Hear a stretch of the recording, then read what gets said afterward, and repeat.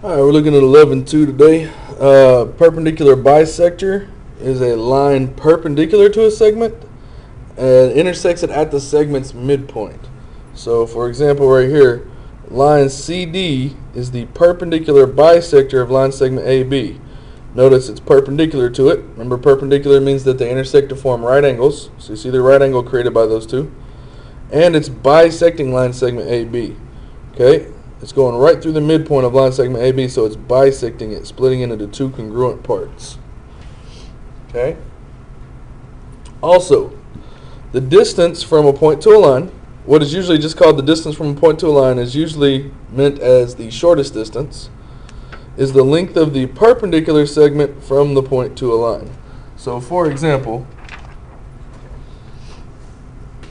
if I have a point here, and I have a line, I could take a lot of different paths from that point to that line. I could go here, I could go here, here, here, but the shortest path from the point to the line would be the path that is perpendicular to that line. Whatever path would form a right angle with that line, that's going to be the shortest distance from the point to the line. All of these are longer than this piece right here. The shortest distance from a point to a line is a path that's perpendicular to the line. So, in example 1, which segment represents the shortest distance from point E to line AD? There's a lot of segments drawn from E to line AD. Here, here, here, and here. But notice that this one is perpendicular to the line. So that means that this has to be the shortest path. Line segment EB.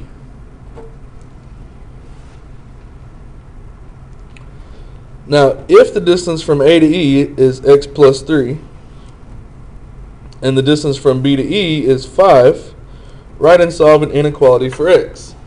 Well, because we just said that line segment EB is the shortest distance from E to B, any other path that's drawn from E to this line, excuse me, I said from E to B, it's the shortest path from E to line AD. Any other path drawn from E to the line is going to be longer than this one, right? So I could say that x plus 3 has to be greater than 5. Because when I compare these, remember this is the shortest path. It's the shortest one, so this one's longer. So x plus 3 is greater than 5, and then we just solve for x. So I would subtract 3, and I find out that x has to be greater than 2. If line segment EB is the perpendicular bisector of line segment AD, which segments must be congruent? We already knew that this was perpendicular to this line, but now it's saying it's going to be a perpendicular bisector of line segment AD. So if I take this segment AD, I'm bisecting it. I'm splitting it into two congruent halves. So to this side and to this side of this point is going to be congruent parts. So line segment AB and line segment BD. Line segment AB and line segment BD are going to be congruent because they're each half of line segment AD.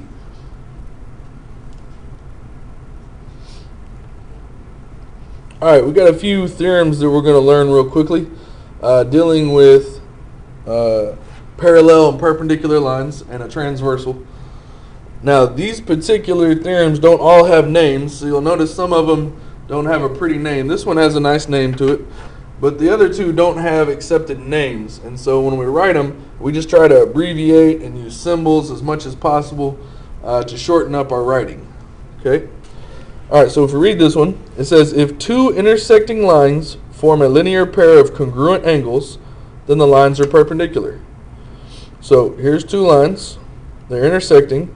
These two angles that are marked form a linear pair.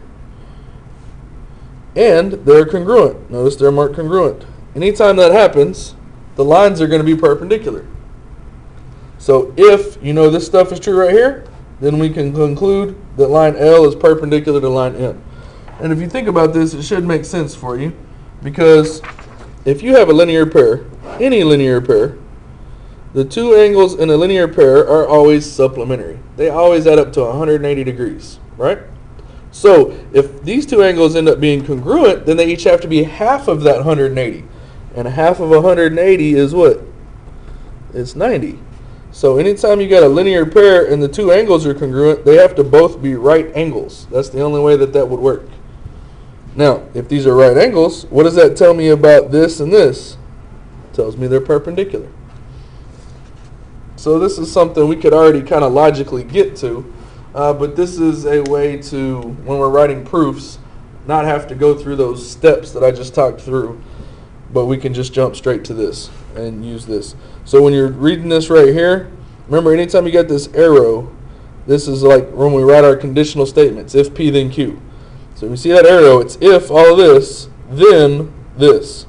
So if two intersecting lines form linear pairs of congruent angles, then the lines are perpendicular. All right, let's look at the next one. Perpendicular transversal theorem. In a plane, if a transversal is perpendicular to one of two parallel lines, then it is perpendicular to the other line. So if you got two parallel lines cut by a transversal, and you know it's perpendicular to one of those lines, then these have to be perpendicular as well. It's got to be perpendicular down here as well. And again, this should make sense. If we got parallel lines and a transversal, remember all those angle pair relationships we learned? A bunch of those were congruent. Corresponding angles are congruent.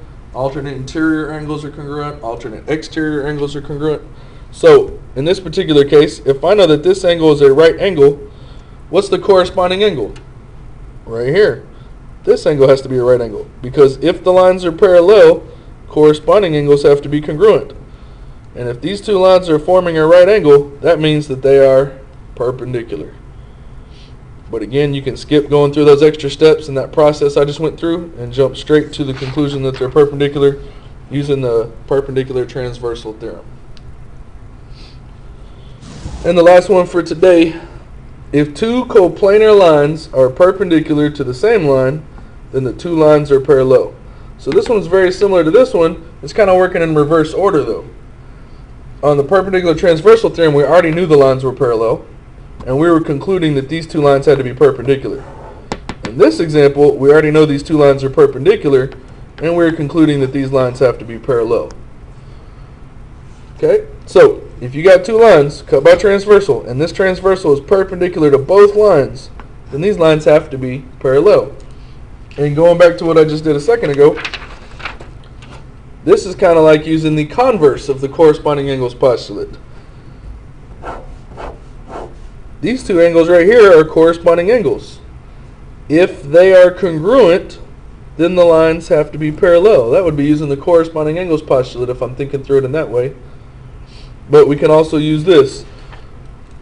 Again, when you got the arrow, this is an if-then statement. If two lines are perpendicular to the same line, then the two lines are parallel. So there's your three theorems for the day. Let's see if we can utilize this information on the next page. All right, example 2.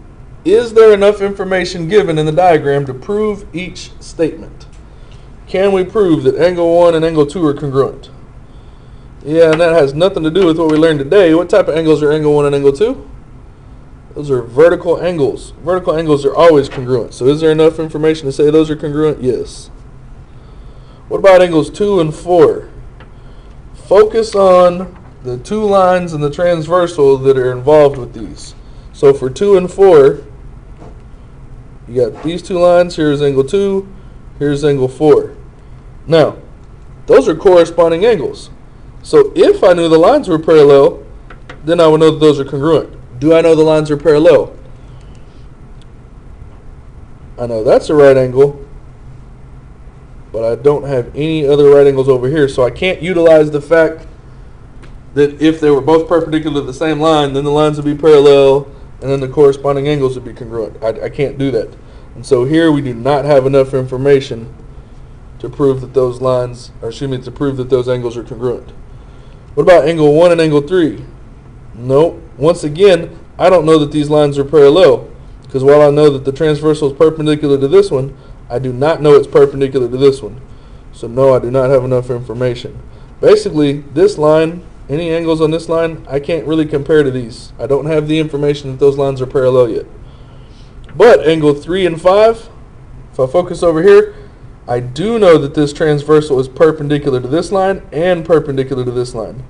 So using that last theorem we learned, if that transversal is perpendicular to both of these lines, those lines have to be parallel. So since this transversal is perpendicular to both lines, these lines are parallel, and therefore these alternate exterior angles, because this transversal is perpendicular to both lines, I know these lines are parallel, and therefore these alternate exterior angles are congruent. And so yes, I do have enough information to say that those are congruent. Okay, let's look at example 3. It says solve for x and y. Okay, these lines are parallel. So if the transversal is perpendicular to one of the lines, then it has to be perpendicular to the other line. So as soon as I know that all these angles that are formed are right angles, because perpendicular lines form nothing but right angles. So we can do this a couple different ways, but I know that 2x is equal to 90. That's a 90-degree angle. So then I just solve for x. X is 45. Now, I also need to solve for y. That 3y minus 2x, also a 90-degree angle. But now I know what x is, so I can substitute that in place of x. I can put that 45 in there, and now I can figure out what y is.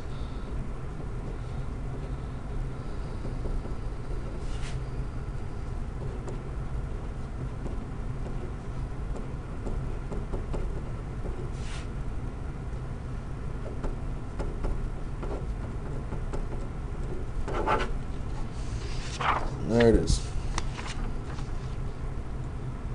Alright, last problem. Let's see if we can apply this information to a proof. Okay, so we always start a proof with the first given. It says that angle ABC is congruent to angle CBE. Angle ABC is congruent to angle CBE. That was given. Alright, well, based on that information, weren't these two angles a linear pair? And they're congruent to each other? So if you think back over here, anytime you have a linear pair where the two angles are congruent to each other, then we know that those lines have to be perpendicular. Okay, so I'm going to be able to say that these lines are perpendicular and use this as my reason. So I'm going to say that line CB is perpendicular to line AF, because if two intersecting lines form linear pairs of congruent angles, then the lines are perpendicular. And that is long. I said pairs, that should just be pair. Alright, so I got some information from that given. I can move on to the next given. Line DE is perpendicular to line AF, because that was given to me. So now I've figured out that these are perpendicular, so these are right angles. And I was also told that line DE and AF are also perpendicular. It was already marked in the picture for me as well. So now, if this transversal is perpendicular to both of these lines, then those lines have to be parallel. So I can finish my proof. Line CB is parallel to line DE, because if two lines are perpendicular to the same line, then the two lines are parallel. And writing these out will make you appreciate the other theorems and postulates having names.